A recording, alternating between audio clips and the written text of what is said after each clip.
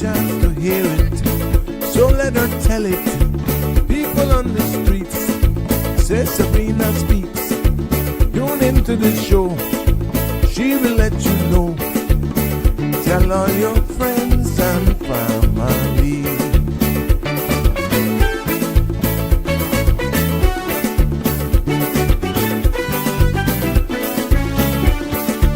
Real talk is no joke. You get the news straight up from grassroots and concerned. You can hear with some people gone. So tell all your friends to tune in to Good evening, Cayman. I'm Sabrina Turner, and welcome to Sabrina Speaks, your daily dose of clarity, truth, and community insights. Every weekday from 5 to 6:30 p.m., we're tackling the issues that affect you, from national headlines to grassroots concerns. Whether you're in traffic or winding down your day, this is your chance to hear it straight and speak your truth. So buckle up, Cayman. We're not holding back. This is the show. We gotta let you know. Now we got to go.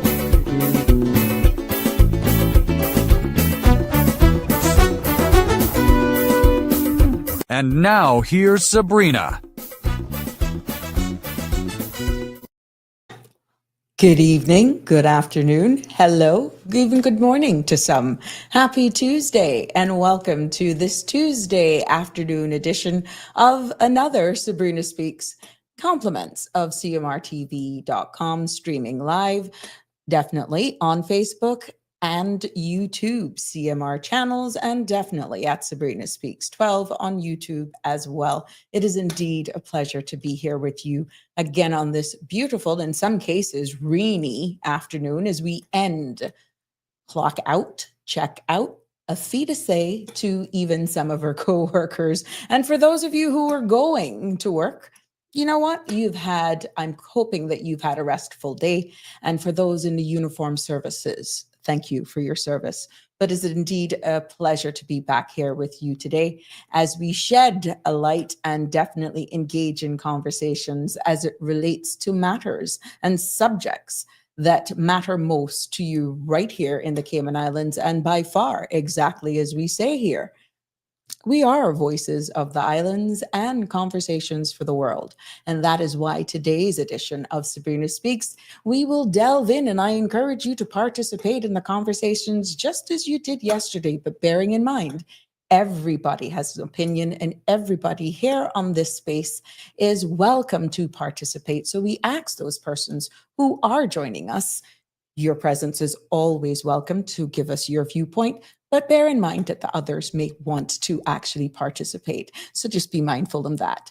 Monday to Friday from 5 until 6:30, pushing to 7 based on your participation. Let's see who's first to comment this evening, and welcome to, of course, Sabrina Speaks. Miss Connie, yes, you were first to class. Congratulations. First to comment, I should say. First to comment. Let me clear the air. So Jim, good afternoon. I should call you Buttercup, Love Bug. Welcome. It is indeed a pleasure to have you. And oh, I take that flower. And yes, Connie's dancing to the beat. Yes. And we just want to just make sure another very topical conversation today as we put the spotlight and delve into tourism evolution here in the Cayman Islands. And pretty much for the purpose of full disclosure, any opinion shared here on this platform is for information and for entertainment purposes. And we expect, or we hope and trust that you will actually appreciate what this space means. This is by no means being professional in this space, and you are always encouraged to go and seek professional consultation as well. If it's a medical topic or suggestions that are given, you're encouraged to go seek the experts in the relevant topics. But this is primarily for information and definitely for a matter of entertainment purposes right here on CMRTV.com and your show, Sabrina Speaks. Let's see who is also here. Good evening, Inspiring. Welcome, Miss Andre Morris. Hey, good afternoon. Oh, my impress. You trying to beat Shaka Zulu? You got Jim and Shaka Zulu and Shaq to deal with. But you know, the more the merrier. It is a pleasure, Andre. Thank you so much. Hey, Miss Dawn. Pleasure. You were thumbs up. Thank you. Thank you for saying you know you were going to show up to class. And yep, sitting in the front seat, teacher Sabrina. Yeah, well, you got a lot to learn today. And I encourage everyone to tune in and to also participate, because it's one thing of me just shedding the information with you and sharing information with you, but there's another thing when you're actually participating. And I'm hoping with a topic as emotive as this one, post-referendum strategies and pretty much visitor experience with sustainable solution ideas as it pertains to the whole tourism industry. Where are we going because of where we are right now? I'm hoping that we will get some feedback, and this would definitely spark a big conversation this evening as we continue to learn in this space. Yeah, Shaka Zulu. Andre, I told you, Shaka Zulu stepped right up. That's right. Hi, welcome. A long time don't see. Yeah, it's true. I'm here. Hi, Richard. It's a pleasure to have you. Yep, all the way from Texas. It is a pleasure to invite all of you here. So just go telling the friends, go telling the neighbors to definitely log on every Monday to Friday from 5 local time to 6:37. And we're definitely keeping the conversations real here this evening. Hey, Stephen, good afternoon. And Yvette, hi.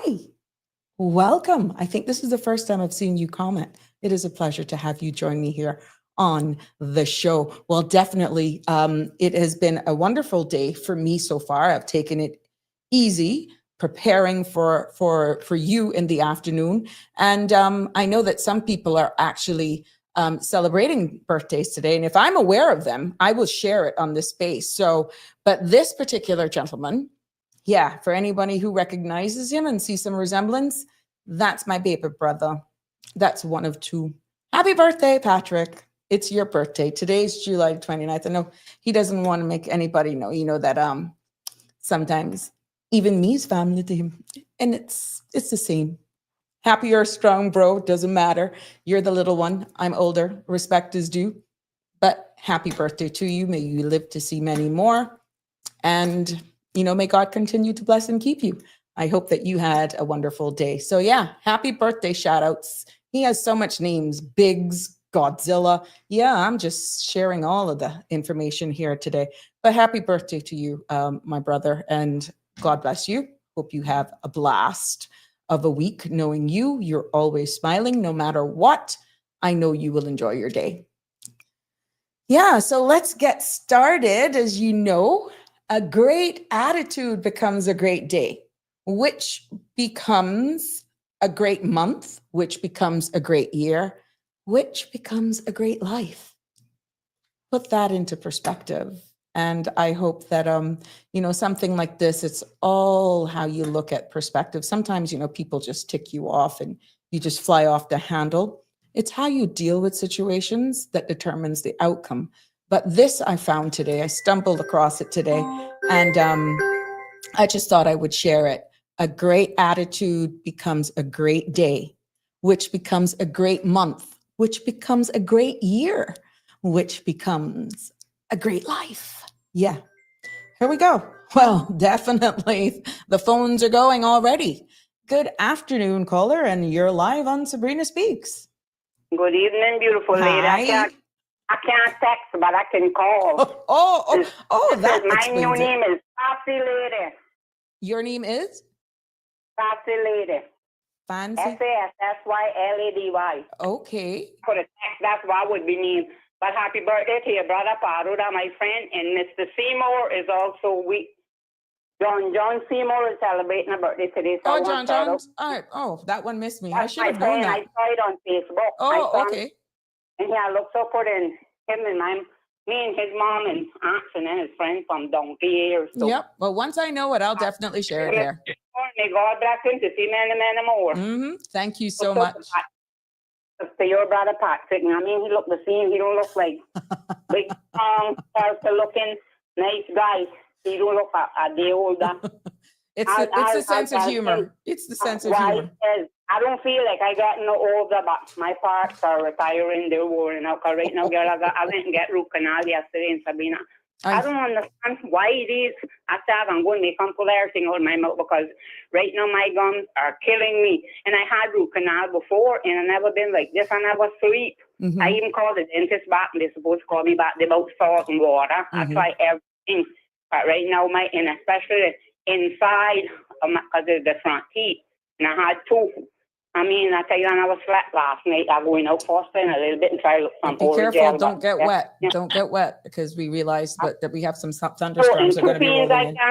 And the other pain can be killing me, but in an area, for me, is the worst two pains a human can have. Right. I can't handle them too. I can't handle them too. All when they did the surgery, my back doctor, James, and I tell my fin doctor, well, that has hurt too bad. He said, you strong. I tell myself, well, Dr. James, I would have 3 kids because one was a full-born and died. But I still birthed to 2, but to me, them pains wasn't that bad. Because I didn't have them quick like guinea pig. Well, I wish you a speedy recovery, Michelle, please. Yes, but 2 days killing me. Yeah, don't get wet. It's the gum. They're laughing at me. I hear them laughing at me, but tell them laughing is better than crying. Exactly. There you have it, only on the Sabrina Speaks family. And yes, Miss Jasara is here. Good afternoon. And Sandy, you're on vacation, but thank you. It's always good to have everybody tune in. I hope you're having a very good vacation over wherever you choose to be. And because, good. It's good to be incognito sometimes. Good for you. Miss Rose, good evening from, yes, it's a pleasure to see you here with us. And good evening, Miss J. Good to have you join us as well. Just with what's local right now, just to keep you abreast with what's going on, this afternoon, I will share compliments of CMR. You know that the HSA authority as of August 1st has now made public the new appointment of board directors, and Ms. Joy Vernon is now appointed as chair. Andre Scott, deputy chair. Dr. Hazel Brown is a HSA board director. Tavis Walters is also a director. Tricia McElroy is a director. Michelle Coleman is a director. Petrina Eat Moore is also a director. Now, we have lost a few members that were there, but I want to publicly congratulate, and I guess from all of us here on these appointments. I want to personally congratulate Ms. Joy Vernon, who served as deputy chair for the past 3.5 years, 4 years. And now she has worked herself up to chair. I can only expect great things to continue for this board with the continuity of those who were there from before, and definitely the addition of individuals that were added to this board. We can just honestly right now just pray for God's blessing to cover y'all because of exactly what this role entails and exactly all that needs to be done. So publicly, breaking news here, compliments of CMR TV, and definitely you can follow more, as Sandra said, once she's back off of vacation. I'm quite sure she'll be delving in much more into this as her ad has stated, but we just felt it was wise to share this information, understanding my deep connections with even this board, having been the former minister and had selected a number of these persons that have continued. And I am honestly proud of Joy. I'm proud of everyone that is here. And I want to publicly thank those who served under my tenure, who are no longer here, but job well done. Job well done. And I can only expect even greater things from this composition as we continue to navigate that space. And I just ask nationally that we keep these people in our prayers as we work to better governance, accountability, and leadership on all of these boards and councils. But definitely this one hits home for me because of my direct involvement in my former role. So congratulations, and I'm looking for great things. Miss Christine Terry, hi. Thank you so much for those kind words. And yes, birthday boy is in the house. Thank you. And everybody here on the Sabrina Speaks family is sending birthday wishes to you as well, Patrick. Thank you so much for actually joining us and commenting on our show. So today's topic, as you can tell, yesterday's topic was very informative, and I appreciated the feedback that we got. Today is no different, as this discussion will aim to advise into, to delve into the pivotal moment that we actually currently find ourselves as the Cayman Islands, the tourism sector finds itself in. Now, particularly following the recent referendum, there were proposed cruise berthing facility was decisively rejected. Now, this is not the first. That was a resounding no. The people spoke, and this no vote has, reshaped the immediate long-term trajectory for tourism in the islands. Pretty much, we heard the pros of cruise berthing. We heard the cons of cruise berthing. And overall, the temperature on the ground here in the Cayman Islands is no for a cruise berthing facility. So our goal here today is to actually explore how the Cayman Islands is adapting to its tourism strategies, let's say in this new landscape, with a keen focus on enhancing what our visitors will experience while embracing this robust, sustainable solutions that we will actually have to explore. And I aim to, in the discussion, examine how the islands can continue to thrive economically from tourism, and prioritizing environmental preservation and the culture, even authenticity, and ensuring that this is key, that the benefits of this vital industry are shared widely in our community. And I feel that that's what makes this conversation so topical, because we do know that we have a number of our people in the tourism industry. And, this no vote, what does it mean for those persons that are in the industry when it's out there that cruise ships are being bigger? What does it mean in life after reshaping? Then we're dealing with environmental impacts. We see what sarcasm is having and the impact that could actually have on our tourism product. So shifting our focus pretty much, is it cruise or is it stayover tourism? Where do we go moving forward with this exercise where there is a no vote, that people do not want this infrastructure? And it's going to be a delicate balance. And I feel that for the purpose of the discussion, and I'm hoping that persons will understand that some decisions, some difficult decisions and considerations will have to be viewed in looking ahead as it pertains to how are we going to even measure success in the industry. Like what metrics will be used to evaluate the success of the post-performance of tourism, the collaboration of, even when we look at partnering with how government and private sector are going to probably collaborate in offering authentic visitor experience.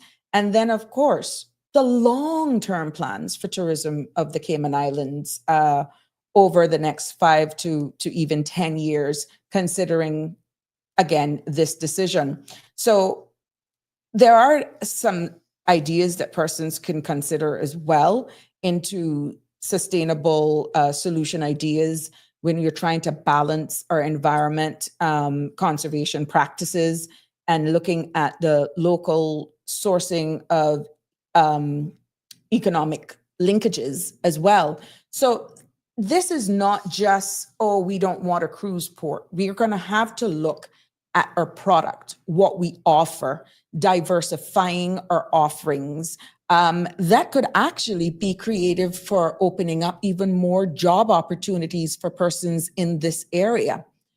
We talk a lot about culture and exploring the experience, and I am pleased to hear that the current Minister of Tourism is actually looking into that and harnessing what our product offering is, that it's more Caymanian, more unique to our industry.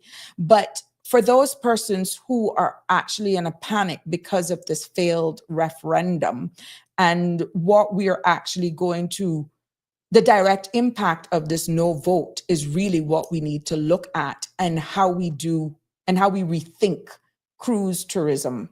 And, you know, with no berthing facility, we're seeing where the demands and resources and imports are needed. Do we then shift our focus then in not necessarily cruise, but doing enhancement on the infrastructure for cargo? When you look in the region for what we actually offer and what we import, that was an earlier show that we are in the top 53 destinations that rely on imports of pretty much a high percentage of what we consume. So looking at this industry of tourism, we all know our income is derived from financial services and actually tourism.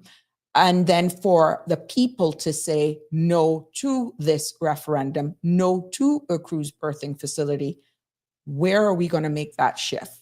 What are we going to offer to our stayover tourists that could actually impact positively on the visitor experience that ultimately will have returning tourists come back? Or are we going to look at it from the persons who earn their living from this? What are their operational offerings are going to look like? We understand that there were issues in the water sports industry where that should be regulated. There were even discussions as to whether or not right now going out to the sandbar and to Stingray City, whether or not government should be charging a fee, because that's, even though it's a natural attraction, you got whether or not government should actually be making something from that as well. Do you sell it as a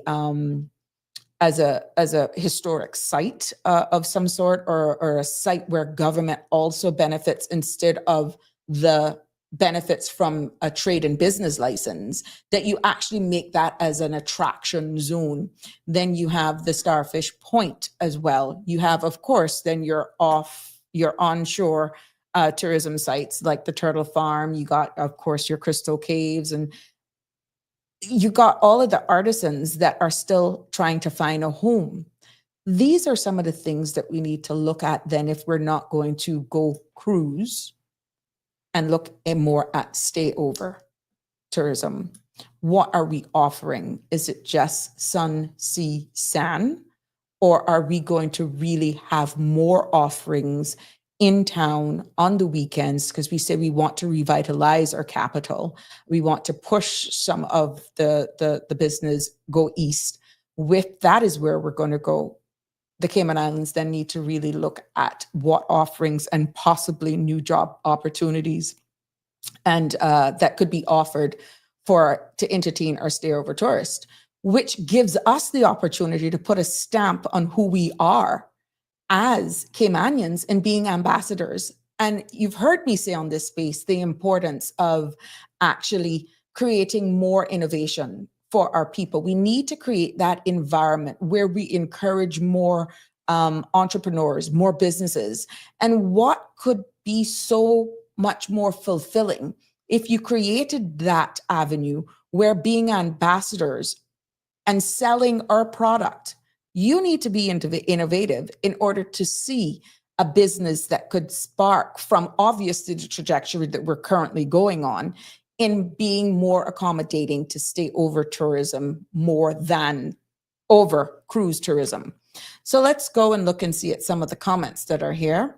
Miss Rankin, good evening to you. Miss Rose, who was the names of the persons? Oh, I don't have that, Miss Rose. Your questions are public, Miss Rose. You can always WhatsApp me, but once you do it on Facebook, this is public. And many times I'm reading it in real time. So if you want to ask something like that, you can WhatsApp me privately, Miss Rose. Okay. So Aliano, a port or a more robust port facility should have been established 40 years ago. Now, I can understand where you're coming from with that, but where do you balance out the respect of those persons who are environmentalists, who are concerned that we don't need it, that we don't have the necessary infrastructure in place in order to actually deal with this? We notice, and I have some notes here. Despite the dip in May, stayover tourism is strong, while cruise hit a record low for the month. So what does this divergence tell us about the future direction of Cayman's tourism industry? And should the focus shift more to diversity towards a higher value stayover visitors over mass tourism? So even though we realize that, some would argue to say that the reason for this is because we just don't have a cruise berthing facility. I'd like to know your views on that. But yet we admit that we're having longer stayover visitors with us, which is why I've gone into diversifying our offerings and looking at the visitor experience. Good evening, Iva. Yes, it's good to have you here. And Aliano continues to say, too much of the Vita waterfront real estate, I guess this is vital real estate, is bought up and the deadlock out of use. Aliano, I need you to explain that a little bit. Yeah. So, Marjorie, at last what, Ms. Marjorie? Thank you for your comments, but just give me some more context in that, because it does, your comments here and your contributions in the discussion allows me to understand exactly what you want out or what we can discuss. So it is important that you, when you're actually commenting, so that I can follow along with what you're saying, it is best that I get what you're trying to say. Okay. So at last, are you pro port or you're against it, Ms. Marjorie? That's going to be interesting. But for years, we have heard persons complain about this, and we have heard those who were for and those who were against the sector. And, at the end of the day, I really feel that we have to make a decision as to where we're going to go. And I feel that there are lots of opportunities in stayover tourism. I am a huge person to support anything to protect our environment that is cited in Section 18 of our Constitution, that we make sure that it protects generations to come. And doing that perspective, but also being cognizant of those persons who actually make their living is also key. And that is where I'm thinking we're finding that is not actually balancing out. And does it mean then that we have to provide more incentives somewhat for persons to actually be able to kickstart, let's say, a business, or for those who are already in business, create an environment where they actually collaborate with other businesses and share the space together? Because what I see happening from my lens is that with stayover tourism, that persons are longer on the ground. So it's not this mad rush. It is not this mad rush to have everything crammed into, let's say, a 5-hour on the ground, that you can actually have an offerings. I'm going to definitely highlight one experience here that shows the benefits of stayover tourism versus those cruise. Now, I visit one particular spot. I visit a lot of spots on waterfront quite often, but I gotta be honest with you, and this is unsolicited, not directly promoting per se. I'm using it for this context, but I do support this business and I will encourage anybody to go there. I go to Cabana a lot, straight up, owned by Luigi Moxham. And what that young man has been able to create in that space, especially on Thursday evenings for his farm to table. That's Thursday evenings. Do you understand that type of offerings that you can offer on a more longer term for stayover tourism? There is no way he would be able to offer that authentic experience, which is one of the suggestions that can be considered. And one of the suggestions that the current Minister of Tourism is saying, at the quality in which it's able to be done on a Thursday evening, farm to table, where you have a young Caymanian musician who is playing steel pan. In this particular case, because Luigi is a child of the soil, and I know based on Miss Nasaria Saku, he did a little bit of acting thanks to her, and he gets all in character with the thatch hat and you know, that local Caribbean attire. And it's amazing just sitting there watching him entertain with guests, many a times returning and many a times first time, because they follow him on social media pages and see what this farm to table experience is about the Cayman Islands. He not only gets the opportunity to introduce them to some of our local cuisine, but also gets to interact at a different level, explaining, let's say the Cayman style lobster or the escovitch fish.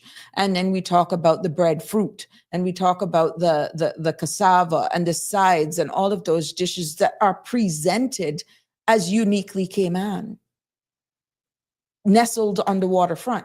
What I'm saying is how much more of that could be actually duplicated through many other offerings in our islands if we're going to go this route. There's so much opportunities. We know about the peppermint candy making. It's one thing just going because of cruise for the limited hour on the time on the ground that you can already have peppermint candies, for example, already made. What an experience that would be. And I know I'm probably giving a lot of examples or ideas for packages maybe. Well, good for us. Once you're Caymanian and you get ideas from this space, good. We're helping our brothers and sisters. If you're able to set up even demonstrations of making coconut candies, making this peppermint candy, understand that is a process. I do. But remember, keep focused. We're looking at improving our quality as it pertains to stayover tourists. That is a coveted opportunity. That is a valuable opportunity for us to not feel like we're rushed. And we're doing it in a sustainable manner that we're not digging up waterfront or disturbing anywhere else on the island as the discussions were actually taking place during this whole process. So I definitely used Cabana as an example. That is only one of many. Why isn't it that we're not hearing a lot more of our local musicians performing even at a lot of our hotels? We know that there are a number of cutoff times or difference in variance of cutoff times, but I don't feel we're doing enough to really sell Cayman experience or the Caymanian experience because we lack dialogue with persons in the industry. That if that was actually done a little bit more and more candid in our offerings, create that space, that the visitor experience would be so much better. And when they leave here, they would really feel that they have immersed themselves, they have had the opportunity to interact with who we are as Caymanians. So at last, I'm going back to some of the comments. Miss Marjorie, yes, a port, but not in Georgetown. Elsewhere, at last, I got you. Oh, okay. Thank you for that clarification. But with a no vote, Miss Marjorie, people are not having it. They don't want it. So which is why we have to pivot, because of being cognizant of so much persons that make their living from this very industry. All of those tour bus operators, that can actually still be done and still be very lucrative if cruise tourism actually goes down and we're going to look more at the Stayover Tourism, some of the packages that can be sold are more bespoke tours for smaller families, based on you possibly engaging with some of the condos, some of the hotel resorts, and you could diversify your offerings by being strategic in certain sites, certain experiences. I can tell you this much. When I visit someplace new, I don't really want to go to all of the touristy places. I mean, there are certain landmarks that you want to say, for example, I've been here. But I really want to see how the people of that country lives, as long as I'm experiencing their food, their culture. And I think that is lacking here. We have a melting pot of all sorts of restaurants. But to be honest with you, what in Georgetown, with the exception of Cabana and along 7 Mile Beach, Peppers, but really authentic Caymanian food, where can you find that along the 7 Mile Strip right now? Where? Shouldn't there be some considerations for some of these businesses to at least showcase 1 or 2 traditional Caymanian dishes? And then that has its own worries, because you don't want anybody actually creating, let's say, a turtle stew, and they tweak it from what we're known, and we are probably, I choose the wrong protein there, because if we understand the shortages in turtle meat. But what I'm saying is, a traditional Caymanian dish we know is turtle or conch, right? And these things too are seasonal. So what I'm saying is, who we are uniquely Caymanian needs to be seen, feel, and of course, where cuisine is concerned, tasted pretty much all through our tourism industry. And that is grossly lacking right now. So the decision for us to say no and looking at where we're going in enhancing visitor experience, how can we as the Cayman Islands pretty much provide that exceptional visitor experience that is both memorable and create that balance of it being environmentally responsible is where we need to look at. Now, Sustainable Cayman has made a statement here, has sent us a message. It says, our NPO proposed a nature alley corridor to connect Georgetown schools to Red Bay, which would also support ecotourism and also welcome at the start of the pact government. No response has since come to the ministry officials to progress any collaborative discussions, despite the private sector entrepreneurs and related communities being supportive. So that's a comment by Sustainable Cayman.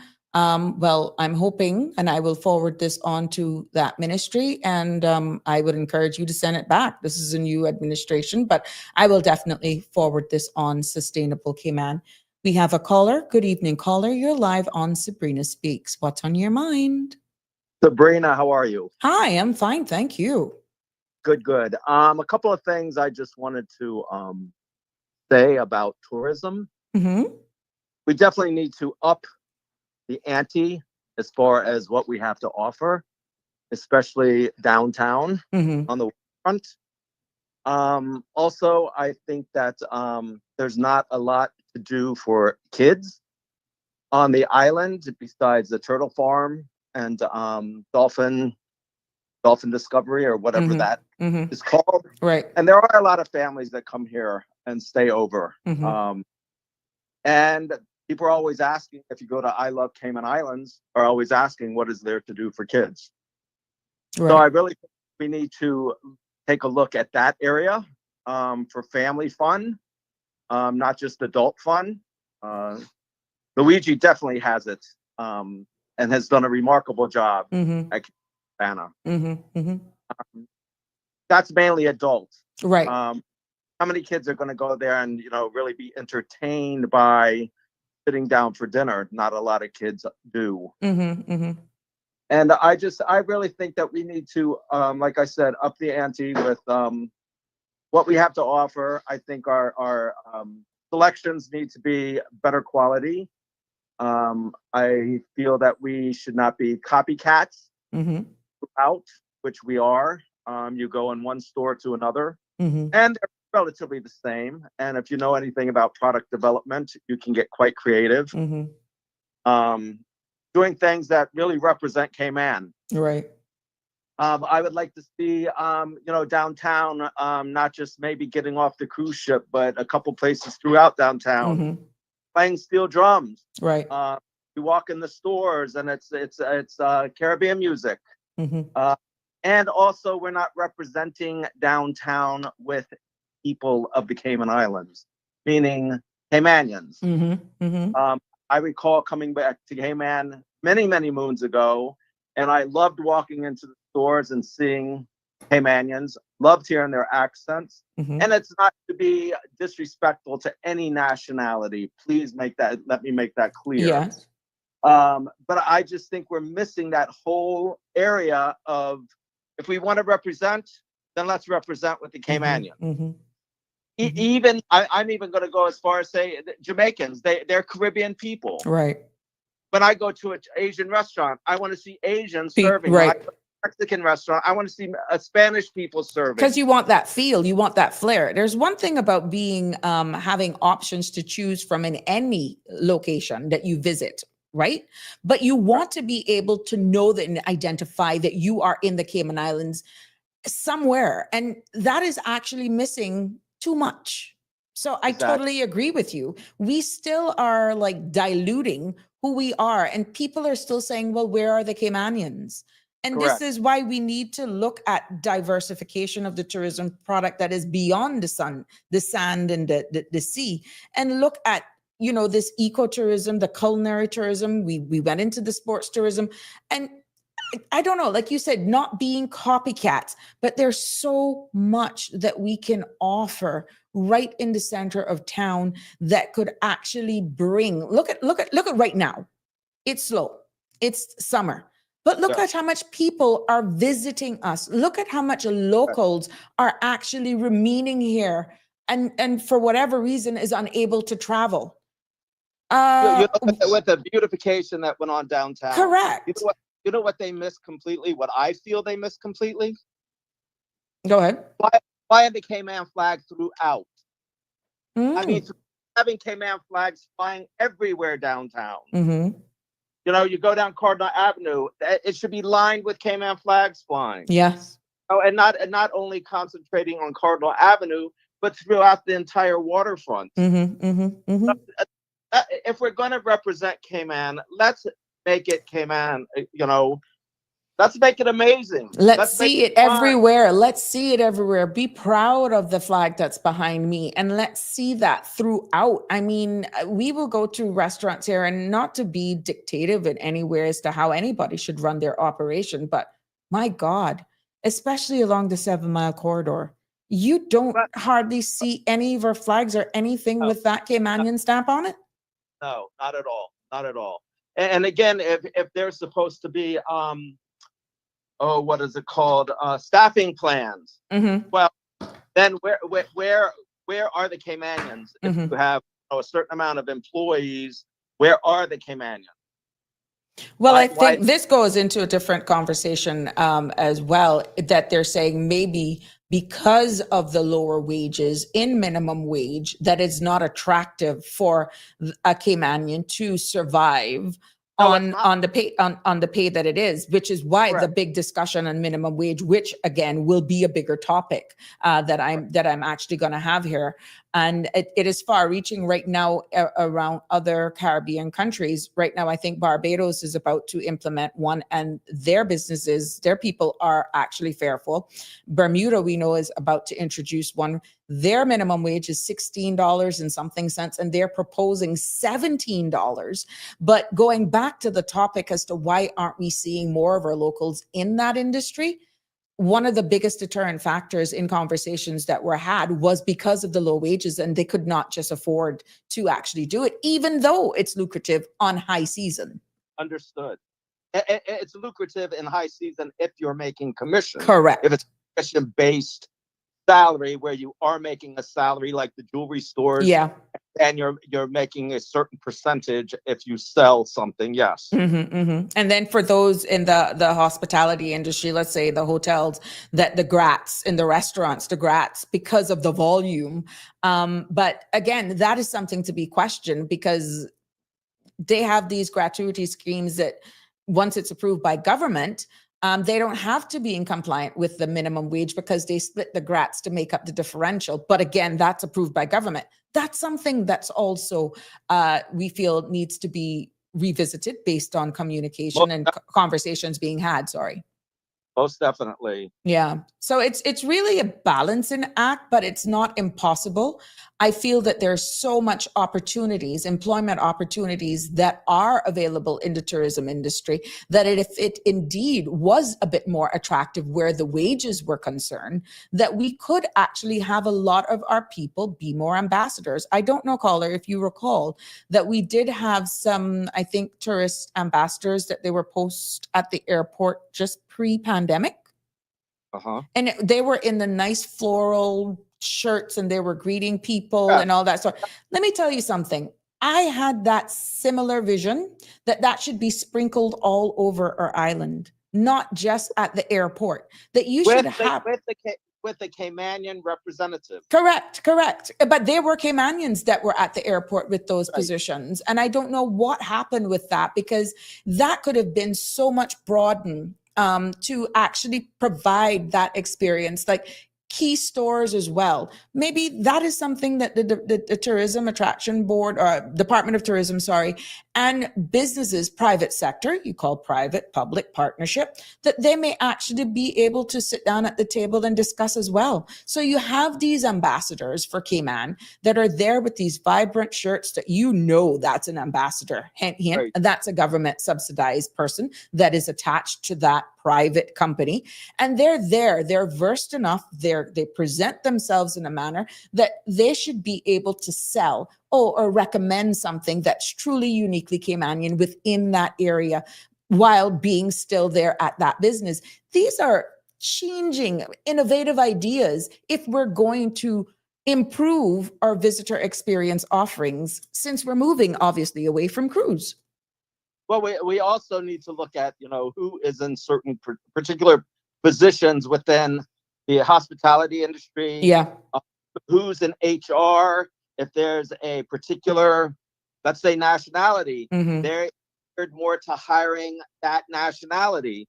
We're moving away from what was and seemed to work once upon a time, to a direction that's no longer working, and it hasn't been working.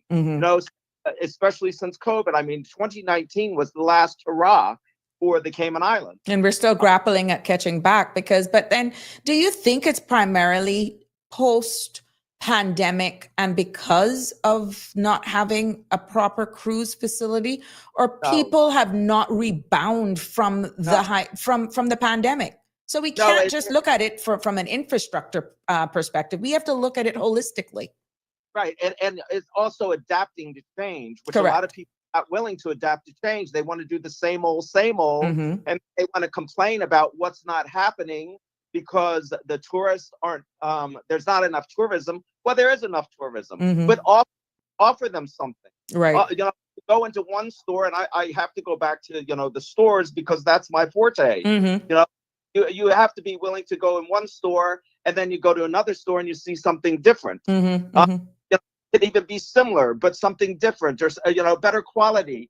Selling 3 shirts for $20. Well, I'm sorry to say, those things are going to fall apart as soon as you wash them. The print's going to come off because it's not silk screened. I just think if we really want to take it up a notch, everybody has to step it up. They're not capable of stepping it up and really working for and with the Caymanians here, then things have to change. We just have to make sure that things change. And if we're going to do Cayman, then let's do Cayman. Let's do the Caribbean. Let's make it fun, vibrant, exciting, and something to talk about. Right. Now, when we look at even, funding conservation, there's this bioluminescence tour, and people who are into the ecotourism side of things. Again, these are conversations that we can have. Like even some of the suggestions could be looking at sending more traffic to some of these businesses that are more eco-friendly, like giving them certain, like PR incentives as well. These are things we have to switch our way of thinking, as you rightfully say, going back and sticking to what pre-pandemic is not going to take us to the next chapter. And we got to survive somehow. Yes. Mm-hmm. And we got to have the proper tools in measuring our success in order for us to know really and truly where we're going to go. People are going to get tired of me in this space talking about data, but it's too hodgepodge. And that is the only way, honestly. And I'm not talking data regionally, because the experience and what we have to offer, just our geographical location, can be skewed if you compare us to some other jurisdiction.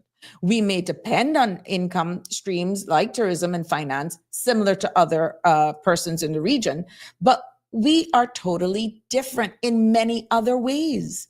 And we have to use data and collect information that is uniquely Cayman in order to make sound decisions for future planning.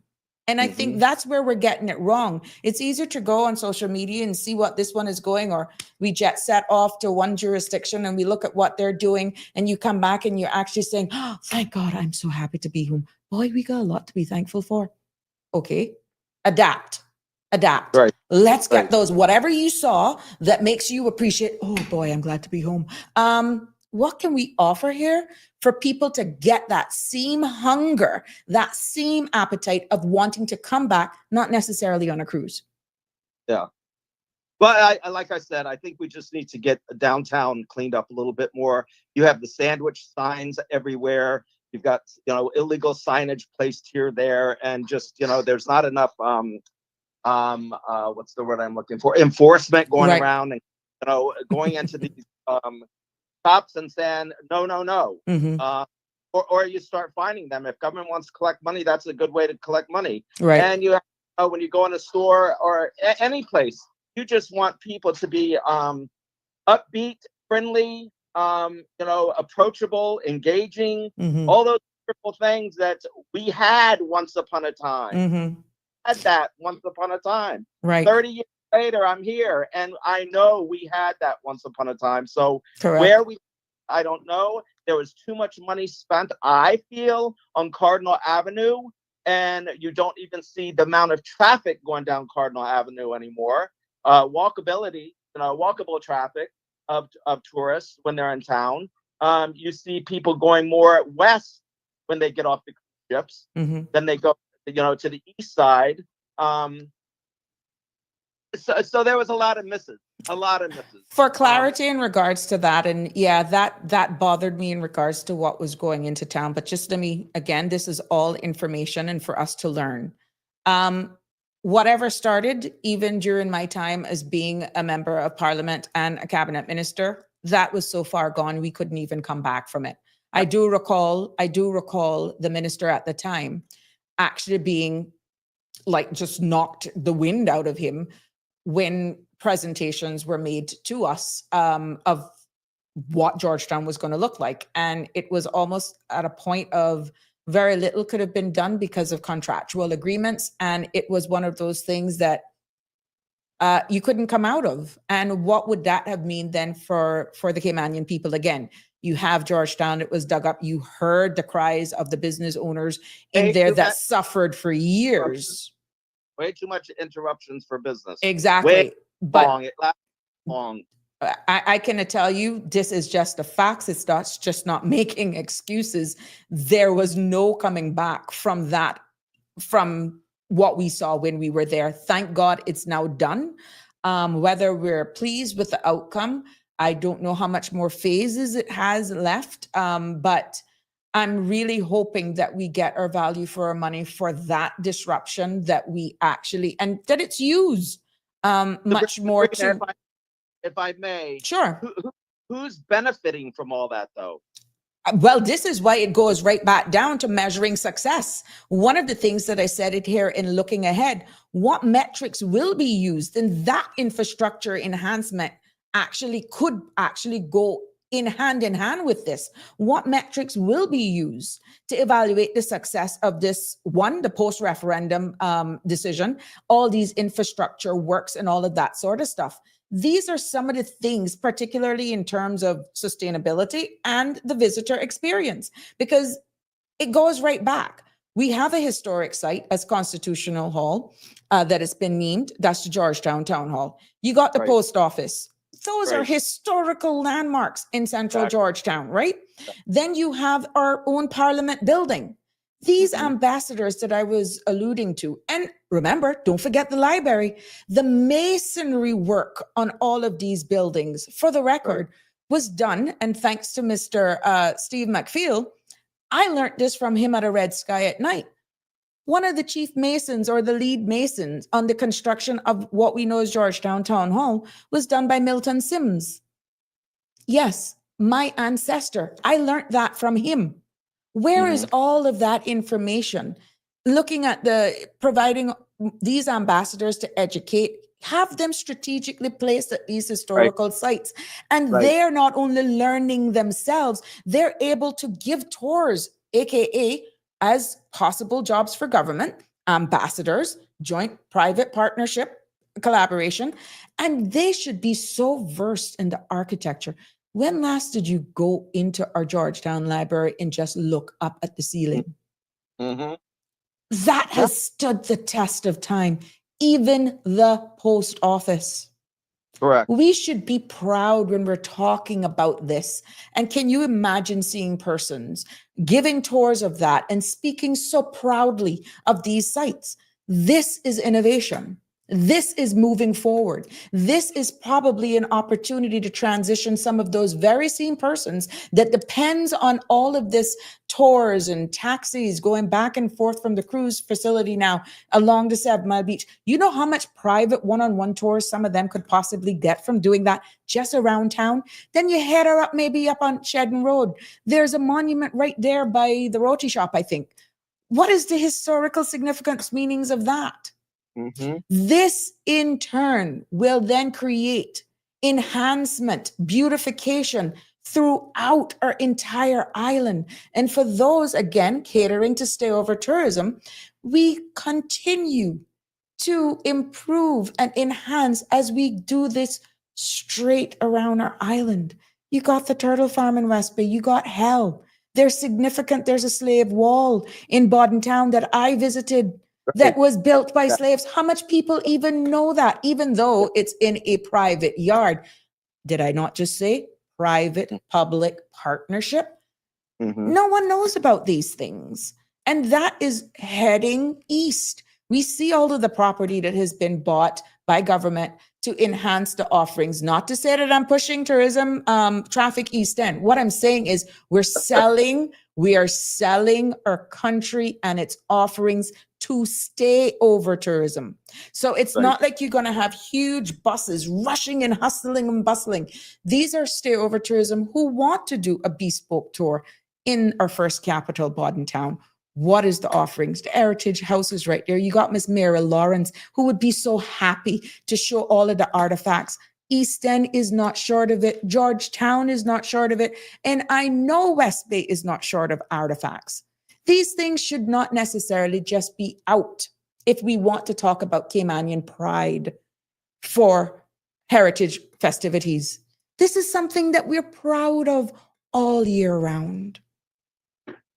I'm going to, in this, I've got something going on the stove, and I just wanted to, well, Ann, we've got to get it together. We really have to get it together. We got to go back to grassroots. And, you know, people just need to speak up, speak out, like I've always said, and I'll continue to say.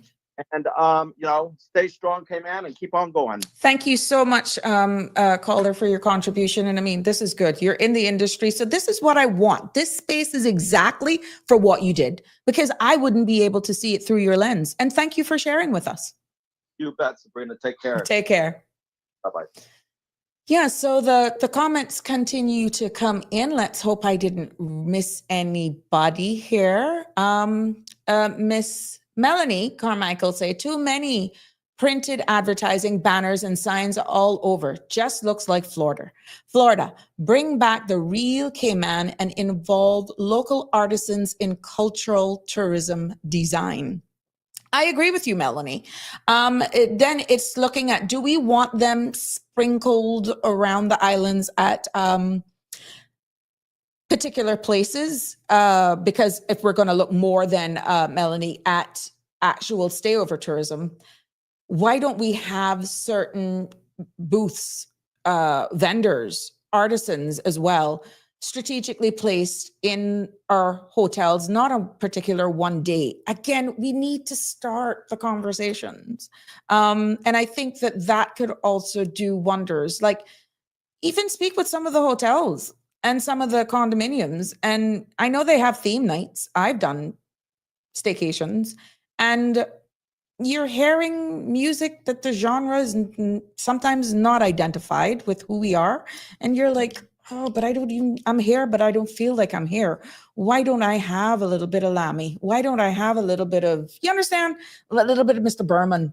I think we need to do more discussions to get, especially the music in. And like what you rightfully say, to feel that tourism element, that should be sprinkled all over in the condominiums, in the hotels. And we should be seeing our concierge selling Cayman more, but it has to actually be born. Maybe, and I hope that this conversation will spark more interest and more innovation in actually creating that. Let's go to our next. Darling Nikki, Sabrina, thank you. You're doing an amazing job. And I am a Caymanian professional located in New York. Would love to collaborate with you and Sandra. Unfortunately, Caymanian culture has died, needs massive revamp. Well, we ain't making it dead. We ain't killing it. Oh no, we're going to revive her back. Oh yes, those AED machines, that's what we're going to do right here. We're not going to lose it. Because when we lose that, to be honest, our soul is gone. And yeah, it needs a bit reviving, but not all hope is lost. And we're going to definitely get that. Johan, for God's sake, nobody's getting blazed up here. It'll be interesting to hear your opinion on this and how we look at moving forward in stayover tourism since we've gotten the no vote. Aliano, we aren't there. Surveys done to gauge what the tourist expectations were. Okay, understand. But we need to do a national survey to see now from this perspective, since we look as though we're not interested in cruise, we're going to look at enhancing our stayover tourism product. We need to look at that from a national perspective so that we will have some sort of bar as to what tourists can actually experience, the tourist experience. We also need to take into consideration, how are we adapting to what's not going away? Climate change adaptation. We are going to have to look, and we see right now all over the region, this influx in sarcasm. What are we going to do with that as well? That is definitely impacted by climate change. It will not go away anytime soon. And this too is impacting the offerings. Will people then want to go other jurisdictions that look as though they have a handle on it? But climate change will be a topic on people's lips for a long time to come, unless we make some serious changes in how we are actually dealing with it and improving our carbon footprint. Another comment by Michael, we have species found nowhere else but no nature museum where we can attractively learn, experience, or immerse in our unique biodiversity. We need to stop thinking we have to create entertainment. I totally agree with you, Melanie. And entertainment comes in many forms. Right now, the word entertainment, people pretty much thinks of a club, music, adult beverages. That needs to be expanded when we come to tourism. And again, going back to obviously the trajectory that we're on, we need to diversify our offerings and cater to everyone. This is another topic. That may even impact or spark discussions as to whether or not certain businesses, sectors on a Saturday night is mandatory to close at 12. I'm waiting for the comments. I'm waiting for the daggers. We're here having open, fair discussions. If we're going to diversify our offerings, understanding the balancing and respectful of everybody in the industry, and we're inviting people of all walks of life who may want to visit our shores, how can we balance keeping who we are and still be able to offer for everyone? Good evening, caller. You're live. Good evening. Yes, I don't know if everybody agree with this, but yes, I agree that you make more off of the over tourists because they have to rent cars, they rent hotels, and they buy food. And very few that come here for one day. They normally come for more.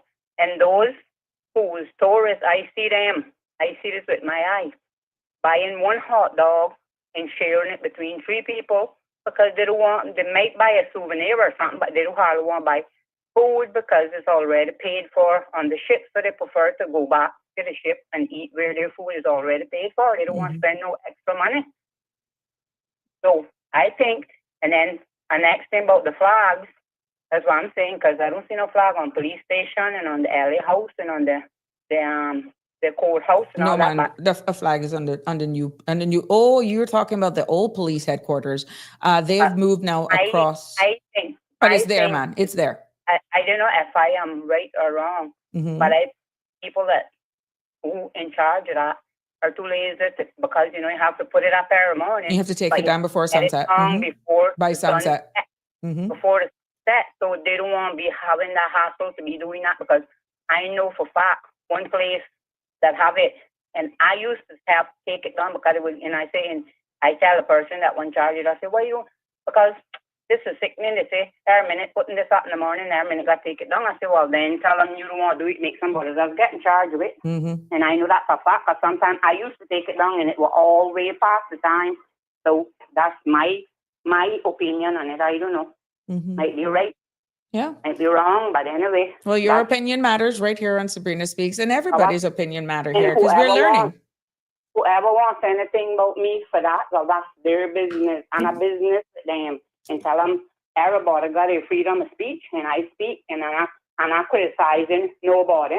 But if they won't criticize me, like the clock say, who the hell cares? So tell them, go ahead. The more they talk about me, the bigger I get. Nobody's talking about you. We appreciate your participation. Big mouth. They calls me all kind of things, but I'm a business. Okay. I'm a lion, and my mouth, lions roar hard. They go row. Because I remember one day, something they were saying is they bring me the loud then. Mic, I said, I don't need a mic because I got a loud voice, and who can't hear me need to go check their eardrums because definitely something wrong with them because I speak clear and I speak loud. Well, there you have it. She comes in like a poof and she leaves like poof. It is good to have Michelle's contribution, as all of your contributions matter here on Sabrina Speak. But honest to God, we really need to have the hard conversation and get the right people around the table, right meaning balanced. I think everybody's opinion matters as we move forward for this very national and topical discussion. And I know some persons may have seen the title in saying post-referendum strategies and visitors' experience with a sustainable solution ideas. I hope I didn't lose anyone with the post-referendum because we're like referendum out on that.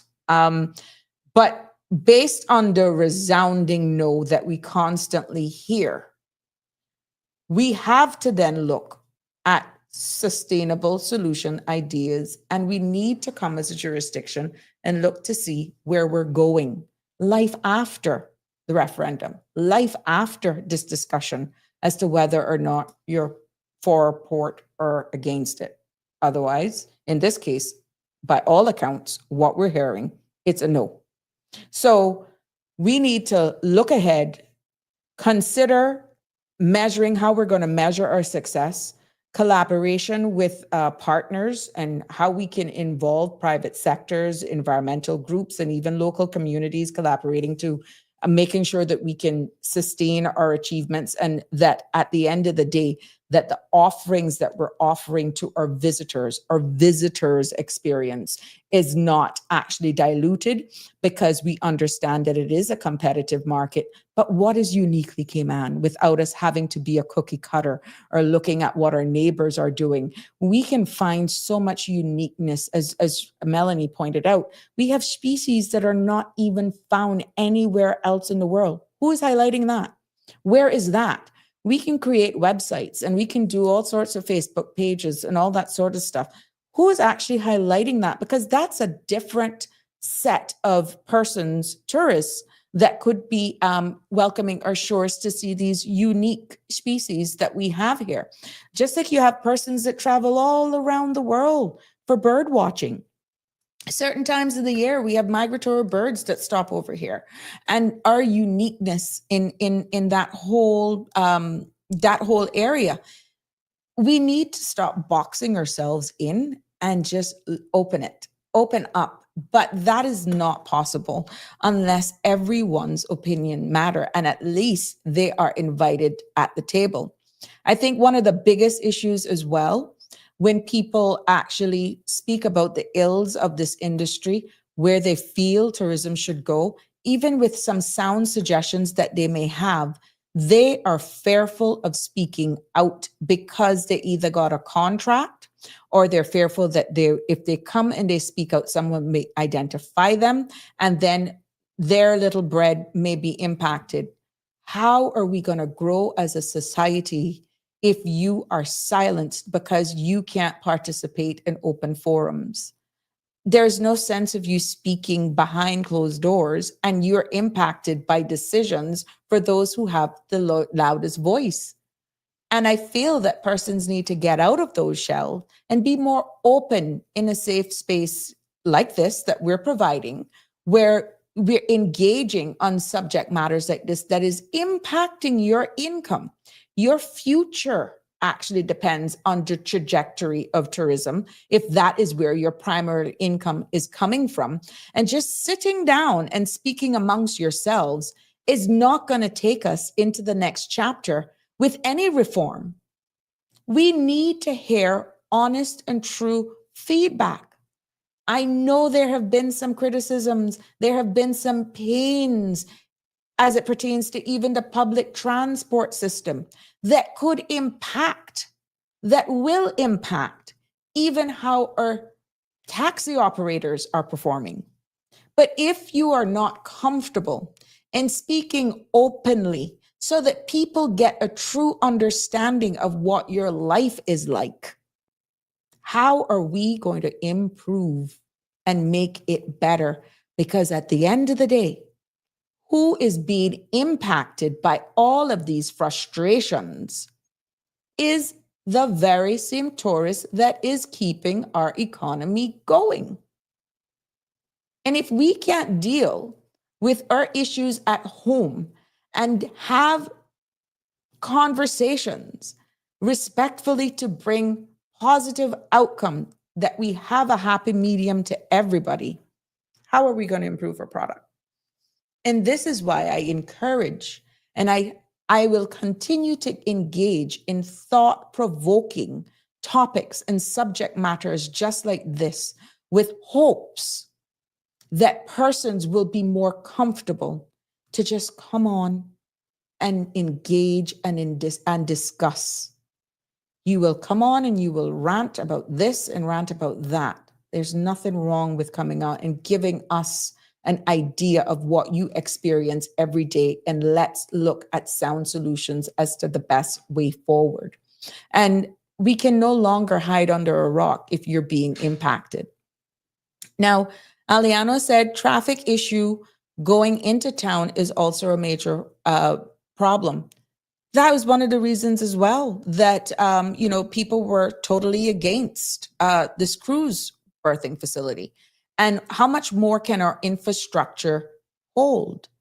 One of the biggest topics that came up is even the use of public restrooms. Where are those in the whole development of revitalization? If you're in the center of town, you have to, and you're a tourist here, where are the public restrooms? Where are they? Were they even envisioned?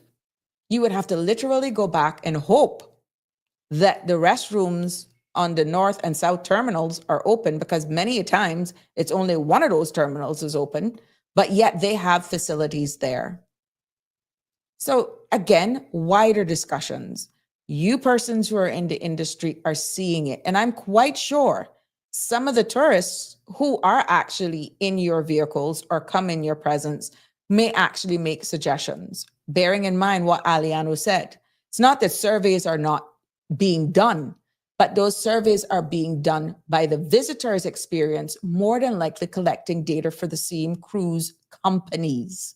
When are we going to do a more robust survey to really look at the trajectory of stayover tourism here in the Cayman Islands? I'm not telling you that the Department of Tourism has not collected data. You may have collected data, and there is probably information there that you can use to understand where we're going. But based on 2 no's of cruise berthing, enhancing our stayover tourist product and experience offering, a survey now collected through that lens may actually bring different questions and a total different output, because you are more directly in accepting where we're heading as a jurisdiction and looking at our product and what we're offering here. Good evening, caller. You're live on Sabrina Speaks. Good evening, Sabrina. Hi. Hey, first of all, let me apologize. I'm actually doing my workout, so I'm on the road. Okay. There's much traffic, let me know. Thought I'd pick up on that question of the restrooms. Mm-hmm. They're actually, I don't know, obviously we can use more, but certainly there are some, and they need to be properly identified, and more, and just as importantly, is there a car nearby that you can jump into?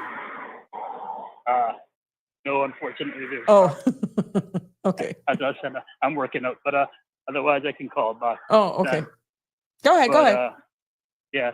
So basically, what I'm saying is that there's one there by Magnum Jewelers on the road that they closed off. Mm-hmm. There was a right behind the entire building is supposed to be a craft market, but the front third was taken up by Magnum Jewelers. Mm-hmm. And so there's restrooms there. There's restrooms at the public bus stop, and then obviously you have at the terminal. Mm-hmm. We definitely need more than that, and we definitely need a concise plan. I don't know what kind of joke was thought up with what was developed there. Mm-hmm. I think somebody just had an urge to play with a lot of pavers. So the yellow brick road. Yeah. Come. So anyway, the issue is that they once they can get a proper plan, mm-hmm. and you know what, no one has, and I knew it was mm-hmm. nothing but good intentions, right? But also too, it was not put to the public to say, hey, let's use the creative juices of the community mm-hmm. to do a charrette and put together some ideas, mm-hmm. and then come up with a cost-effective option. Mm-hmm. Somebody just wanted their personal project in there, and that's what they did. Well, I hope to the Father above that should this actually planning, and let's say there's a roundtable discussion as to where we go, that it does not require the infrastructure dig up of any sort of what has already put in place. Pretty much you work with what is already in place, and either because I am sure the people will revolt, especially those business owners in Georgetown, if anything of that magnitude has to be disturbed moving forward, because that was just honestly long. Yeah, so there was a couple of issues with that. Number one is that infrastructure that was done, that was installed there, was replacing 60-plus-year-old infrastructure. Correct. From the courthouse back to the government administration building. You're talking about secure lines mm-hmm. for government, the courthouse. So a lot of legalities there. Right. Compounded by the fact that they didn't consult the local telecoms and power supply companies enough time in advance. Mm-hmm. So obviously everybody has their book of business and their CapEx budgets set. So yeah, everybody was like, okay, good. You want us to do this? That's great. However, we don't have budgets for this year. And so a lot of people were left scrambling. So there was a multitude of reasons as to why that thing took so long. But and it's just poorly planned, ironically. You know, there's someone who gets paid to plan that poorly planned it. Right. So and like I said, nobody seemed to know what the use of a level, you know, creating a topography that actually matched each other when they joined up. Correct. And didn't create flood ponds. You know, create a dam across the road, and then surprised they got big water during a rainfall, and then still won't go back and fix it with something as simple as cutting a small little channel. Yeah, it's just the absurdity to it all. I will say that I'm heartened by the minister. Lord knows he's got. You know, at the end of the day, when you're looking at the pyramid scheme and its priorities under which takes precedence, unfortunately, this one falls to mid-range probably because it still has a financial impact in terms of our tourism product and everything else. But that Elgin Avenue or whatever the street was called, that just needs to be, those lights need to be taken out of the center there. Right. That needs to be repurposed as they do in many cities, many countries. And between the hours of X and Y, it is for automobiles, and all other times it's for pedestrians. Right. And it's easily done with bollards. So to that end, it's not hard, it's not expensive, but it's certainly going, and it's not completely finished either because the whole area by Anderson Square and the Royal Bank and Post Office looks horrid. That triangle area there. So it's not even completely finished. I'm sure the budget has been finished and then some. But you know, it was absurd with no urgency, no seeming urgency to get it completed. And it stands to be corrected, and I'm happy to be corrected. But either way, it's still I don't think anybody can successfully argue that was money well spent, and it was done as timely as could have been. And so, getting back to the restrooms, we definitely need more, but there has to be a cohesive plan. Correct. You know, back to the point with sandwich boards. How many sandwich boards do you see out by Caymanian Bay? And how many varying signs and the like do you see? They have very stringent, but that's bylaws. the tendency, for that governs that thing. But don't we have laws as well? Government is, yes, absolutely. Government is the landlord. So who are the enforcers? Where are we falling short? So it's not even a matter of laws, because actually the laws are there now. What we need to do is like what we did many years ago with, say, for example, the POE Marine officers. They weren't empowered. They weren't allowed to arrest. All they could go and report and call the police. And then everybody thought, oh my goodness, what a bright idea. We can change the law and give them the powers of arrest. You know, and this is what we need to do. And in this particular case, you take a picture. Police officers, do they have to do their foot deep? Take a picture of the sign and issue electronic tickets. Write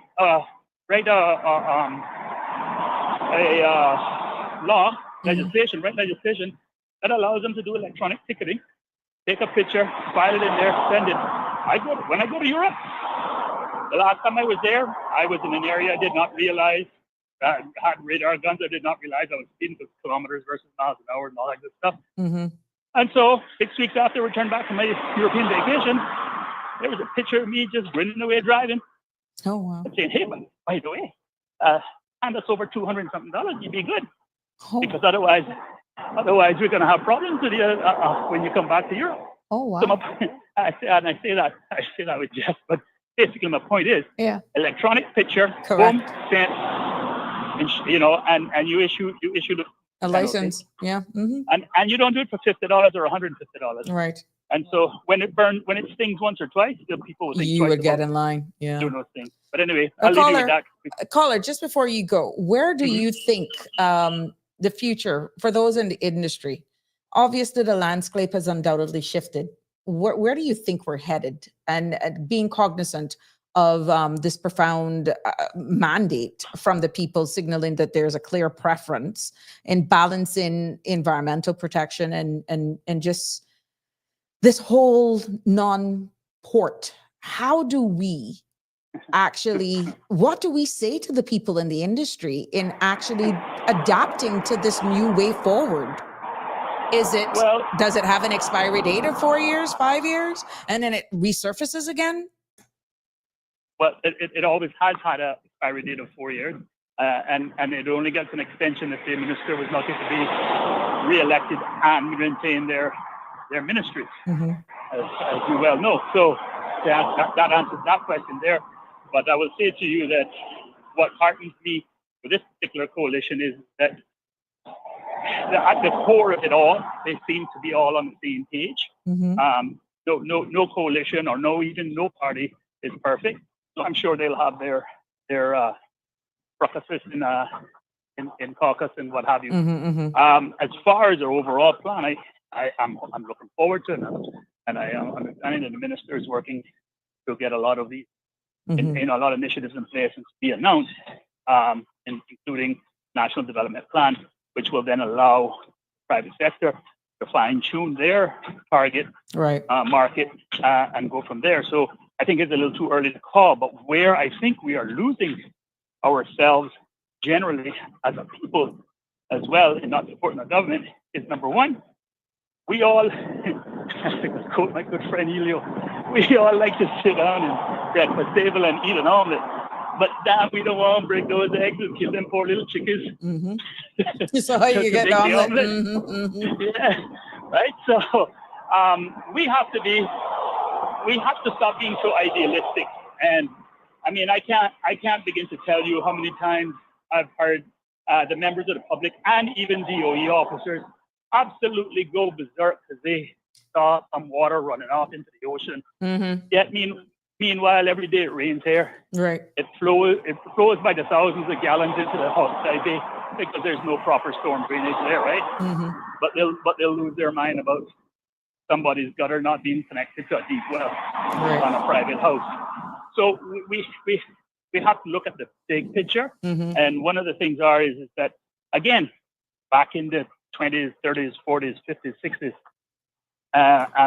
and recent as the 60s, we had developers cut all of those canals in, say, for example, Governor Carver's, Milk Harbor, the Shores was back in the 80s, I guess, Tropical Gardens, North Sound Estate. Did it initially affect the environment? Sure. Did it devastate and completely ruin the environment? No. And in fact, it's teeming now. So just like how you do with landscaping, every once in a while you have to prune your trees back for them to come back more beautiful. And mind you, let me be clear, I'm not advocating digging more canals. Understood. What I'm saying is that you can do work, and if they are sensible, because the issue is too, you leave development unbridled, and they will take it to the nth degree. So put the proper rails in place instead of doing it hodgepodge, where if somebody's more friendly with a group of government than the other, they get a better deal than somebody else who's trying to do it. Here's black and white, tick the boxes, you're off to the races. Don't tick those boxes, go back, try again. You know, and until we get that in place, but the people, I've seen so many people complaining about a lot of things in terms of development, yet they're the ones who are living their best life on what is reclaimed land, reclaimed swamp, and what have you, which is fine. There's no way of doing it. There's no way of getting around it. But for the life of me, in the 40 years of doing this work, I can't figure out, being in the development industry, why we don't develop like Florida, where when you take over swamp land, you literally create a man-made lake as a stormwater runoff. A catch basin. And so, and as a result, you actually end up not flooding out your neighbors or yourself. And then second to that is our wonderful NRA doing these beautiful roundabouts. In the US, those things are catch basins. Here, they're water shedders. They're actually higher than the road. How about we invert those roundabouts? You know, make it a pond when it rains, and a dry grass and a grass when it doesn't. Or you could always put a water feature there because so that the mosquitoes don't lay their eggs, because once the water is moving, mosquitoes don't lay their eggs. Yeah, but we don't need to be a water feature is what I'm saying. Gotcha. What it is, it just needs to catch it, soak away into the ground, and you're good to go. And that's even better and less maintenance. Right. Now, and the perfect place for that to work, which is desperately needed to, is in Savannah. With the gully there. No, right in front of the gas station. Right. Those little islands there, it still floods there. There's standing water there. Right. Make those in, dig them deeper than the road, keep the curbing there, and then put your pipes that leads to them, and then it'll fill up, but then it'll soak away. Right. And we got a win-win. So we got a dual use purpose for it instead of it just being a grass piece. Correct. So there's simple things like that. Non when I say it's nowhere near as expensive as the alternatives. Right. Drilling deep wells all over the place and digging trenches, what have you. Those are simple fixes, but it seems to be that we legislated ourselves into stupidity, and we can't think outside the box. And so we can't take a general concept and say, okay, this is going to be a bit expensive, but how can we tailor it to our specific needs and then make it happen? The immediate response that I've always gotten from government officials, policies, just liabilities, blah, blah, blah. Instead of saying, all right, let's write the legislation to make it happen. Yeah. Because doing the same thing that we've been doing clearly the last 40 years, clearly ain't working. So, but I could go on and on and on. I'll leave you with it. Thank you so much. Thank you for your contribution. Congrats on your show again. And thank you. Look forward to hearing more from you. Definitely. And looking forward to hearing more from you as well. Anytime. All right. Take care. Sure. Good evening. Yes. Well, ladies and gentlemen, this is a clear call for innovation and adaptation until we actually navigate where we're going in this industry. And I know that at the end of the day, what sets the Cayman Islands apart is really and truly what we're going to have to build on with the true authentic experience is one of the things that we have to do. And for those persons who are in the industry, the landscape has undeniably shifted, and it's going to take innovation from you as well in how you actually survive. I know that the human race in itself are resilient people. We will actually go through, but for whatever it takes in order to survive. But at the end of the day, we owe it to ourselves to see exactly where we're headed, but also be realistic for the future outlook of this industry and the way forward. And, we need to look at this as a crucial inflection, to be honest, because of where we stand right now and at this point. And we have the opportunity to refine what it means to be a premier destination in the Caribbean, and one that is not only renowned by our very own hospitality, what we offer, and that's, again, another topic, beach erosion. And I'm hoping to actually delve into that one day, which goes in and ties in, as I alluded to earlier on in the show, with climate change and the impacts of that not going away. Sargassum is not the only issue here. We're looking at beach erosion as well. But this future demands continuous collaboration. And I'm hoping that based on forums such as this, that would encourage that collaboration between you, our legislators, industry, the people of the wider Cayman Islands, and it will actually take mindful thoughts on its impacts and whatever decisions we make moving forward, keeping into consideration marine ecosystems, but also create that balance that locals in the industry who can't make ends meet say, well, I have to eat. And it's going to boil down in persons who are responsible for enforcing legislation to enhance our product, to enhance our offerings. As you rightfully say, with the signage, one particular area has laws and restrictions in their presence, on their sites, We have laws that are already in place. Why aren't they being upheld? We want that reflection to be pretty much all over our island, as we want to maintain a high standard. It shouldn't be one area is looking better than the other. That should be reflected throughout all 3 islands. And this conversation is not separating Little Cayman and Cayman Brac. There's so much offerings over there in the sister islands as well. And the quality of stayover tourists, people wanting that laid back feeling.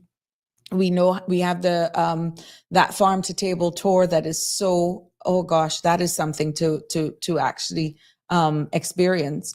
Then you have just nature trails and stuff. There's just so much to offer within our 3 islands that it's going to take adaptation and innovative ideas moving us forward. But I'm hoping that we seize this moment and to build tourism, or to build a tourism model that is not only responsible, it's also resilient, but truly reflects the values of our Caymanian people, so that when people really immerse themselves and experience what we have to offer here, that it will resonate with them and create that appetite of wanting to return, as we secure a vibrant and sustainable future for generations to come. Ladies and gentlemen, it has been a pleasure bringing you another edition of Sabrina Speaks this evening. And I hope that you were able to take away some serious information to the point where it gives you perspective and understanding the direction in which we have to come together as a nation to decide where we want this industry to go. And the conversation does not end here. It doesn't have to end here. You make this space and it can come back up again. And I implore all of those persons that are scared to speak out or to just engage in conversations. You don't have to imprison yourself. This is what this forum is all about. Just call in, send me a WhatsApp. The number is here. Send me a WhatsApp after the show, of course, because if you send it during the show, it's going to go live.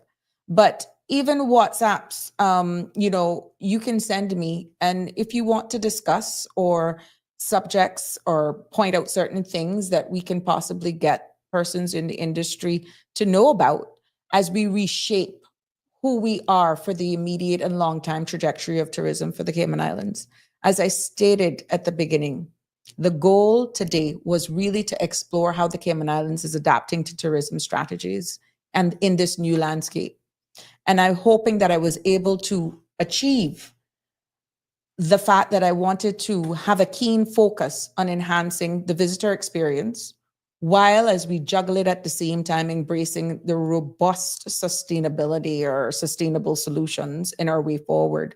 And I'm hoping that you were not only informed, but educated, enlightened, and that again, you found this presentation meeting your satisfaction.